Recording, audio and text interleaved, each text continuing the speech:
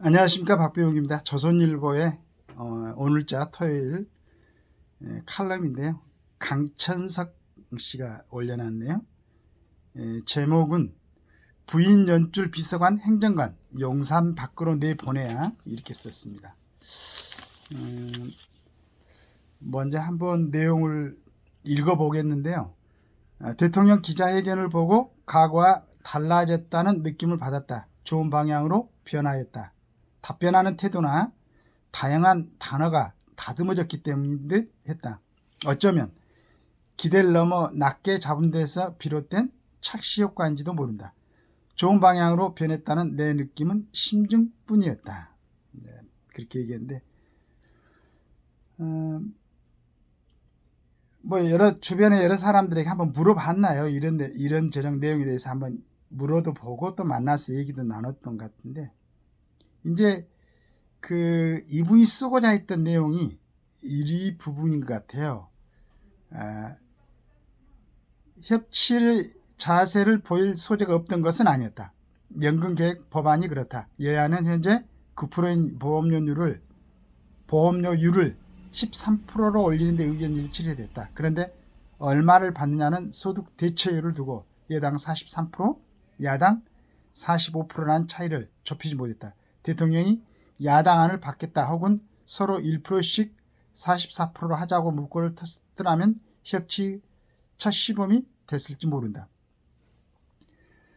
대통령은 부인 특검과 해병대원 특검에 대해 거부 의사를 밝혔다. 응답자 일부는 해병대원 특검은 공수처 수사 결과를 기다려야 되겠지만 특검을 해야 하는 쪽으로 굴러갈 수도 있다고 봤다. 이분이 이렇게 이제 주변에 이제 물어보고 또 그렇게 해봤는 모양이에요. 그 다음에 부인 특검에는 관심도 작고 전 정권 때부터 팔 만큼 팠다는 대통령 설명을 어느 정도에 받아들였다. 검찰이 디올백 수사를 각오할 정도로 엄정하게 한다면 부인 특검에 대한 여론이 달라질 수도 있다는 의견도 있었다. 네, 맞는 얘기죠. 실은 전 정권에서 실은 저도 몇 번 방송에 올렸지만은 한 2년 정도를 갖다가 그렇게 검찰총장 하고 있을 때 보내려고 했었는데도 나오지 않았었죠. 그러니까 이제 사실 관계를 좀 아쉬운 것은 이런 부분을 꼭 대통령이 나서지 않더라도 국민의힘의 국회의원들이 100 몇 명이 되죠. 그 다음에 정부 관계자들이 나와서 국민들이 우선 전부 다 수용하든 안 하든 그 사실 관계를 정확하게 얘기를 할 수 있는, 그러니까 방송 같은 데서 또는 신문 지상에 잘 실어주지 않는다고 얘기할 게 아니고, 그래도 대통령실에서 브리핑한다거나 국회의원들이 얘기를 한다고 하면은 그래도 방송에 한 줄씩은 나올 거 아니에요. 이런 점을 착실하게 차근차근하게 설명하고 국민들한테 설득할 수 있었어야 됩니다. 그 점이 좀 부족했죠. 근데 대통령 생각에는 이제 이거 특검할 일도 아니고 이렇게 해가지고 이런 기간 동안에 다 얘기가 된 건데, 다 알아볼 만큼 알아봤는데, 그것도 전 정권에서 라는 이제 믿음이 있었겠죠. 그렇지 않으면 국민들의 수준을 너무 높이 봤던가, 또 국민들의 정서를 갖다가 조금 깊숙하게 고려하지 않았던가 하는 그런 점이 있었겠죠. 그 다음에 어느 분의 마지막 말에 뼈가 있었다. 이번 기자회견은 대통령이 부인 문제로 국민에게 사과할 수 있는 마지막 자리라고 했다. 다음에 비슷한 일이 생기더라도 사과할 기회가 없으리라는 것이다. 사과는 잘못 인정, 그리고 반성, 나아가서 재발 방지 제도 도입의 새 요소로 구성된다. 이번 대통령 사과는 첫째 요건, 넓게 보면 둘째 요건도 포함된 발언이다. 그러나 핵심인 재발 방지 제도 개선이 빠졌다. 특별 감찰관 임명은 이번에도 거론되지 않았다.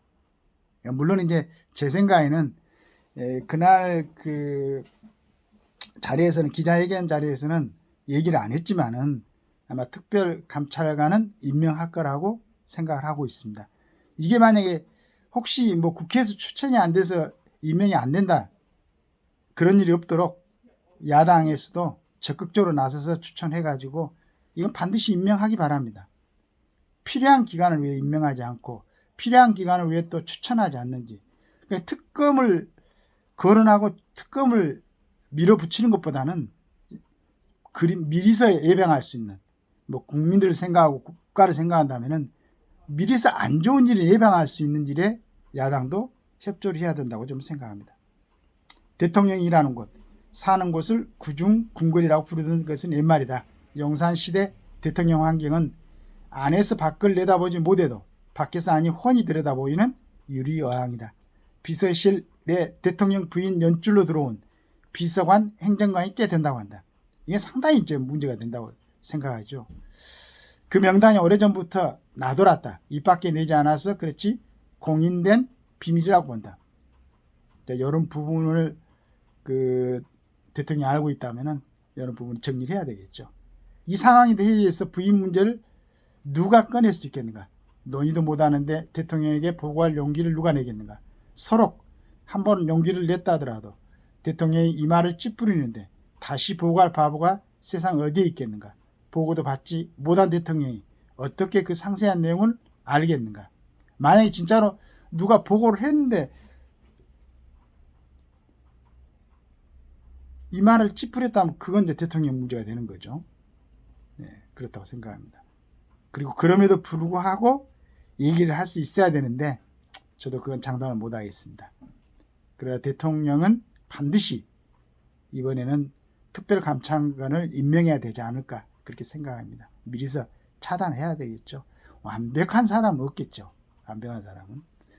그래서 그 부분 조금 부병한 부분을 제도적으로 그걸 갖다가 보완해가지고 국민들한테 다시는 누를 끼치는 이런 일이 지금 얘기될 그런 상황이 아니지 않습니까? 좀 더 중요한 국가 문제에 대해서 머리들을 맞대고 그래야 되는데 국민들이 국회의원들을 잘못 선출했는지 대통령을 잘못 선출했는지 그러나면 대통령이나 국회의원들이 원래 자질들이 안 됐는데 그 자리를 지금 차고 있는 건지 그 구분은 못 하겠어요.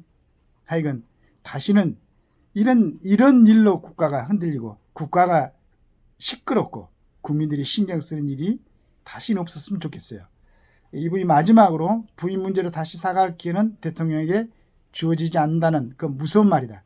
대통령이 바뀔 것이라고 믿고 싶은 국민들은 대통령이 좋은 변화를 뒷받침해줄 물증을 원한다. 부인과 선을 대고 있는 비서관, 행정관을 내보내는 건 중요한 물증이자 대통령실 정상을 향한 큰 걸음이다. 이렇게 이제 글을 마무리했는데요. 이런 정말로 지금 대통령에게 필요한 이런 말들을 잘 숙고하시고 그걸 갖다가 실행으로 옮기시는 그러한 그 민생 또 민심을 잘 받아들이는 그렇다고 뭐 국가에 해가 되고 국민들에게 어려움을 주는 그런 부분에 대해서 받아들이라는 건 아닙니다. 그런 것은 정말로 전번에 김대중 씨가 썼나요?